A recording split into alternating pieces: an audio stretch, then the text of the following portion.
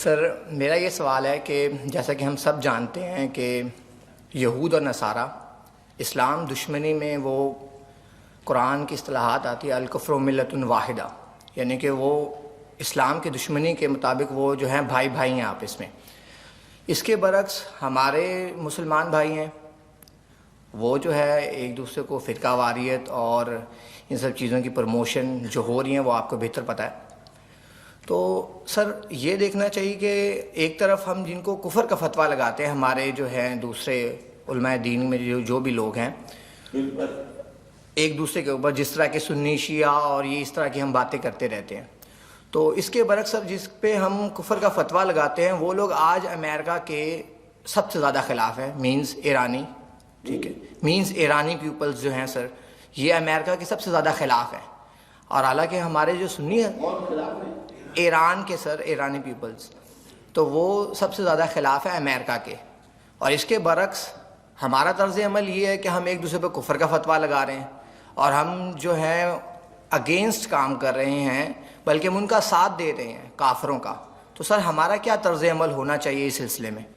کچھ لوگ ایسے ہیں ہمارے ہاں، وہ اس طرح کے انتہا پسند کہ جو ان اختلافات کی وجہ سے کفر کے فتوے بھی لگا دیتے ہیں، لیکن یہ سب کا معاملہ تو نہیں ہے،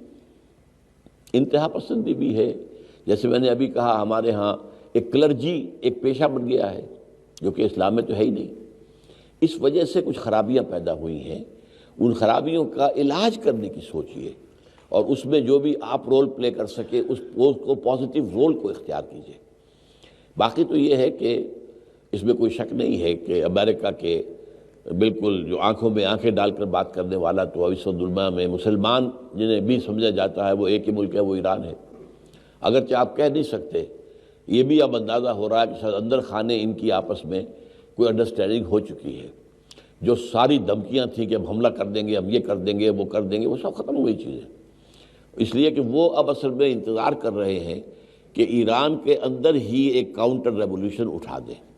تو وہ اپنی جگہ پر ایک علیحدہ مسئلہ ہے۔ ہمارے مسلمان حکمران اکثر و بیشتر جو ہیں وہ امریکہ کے ہاتھوں بکے ہوئے ہیں، خاص طور پر عرب جتنے بھی ہیں وہ سب امریکہ کے ہاتھ میں بکے۔ ہمارے بھی،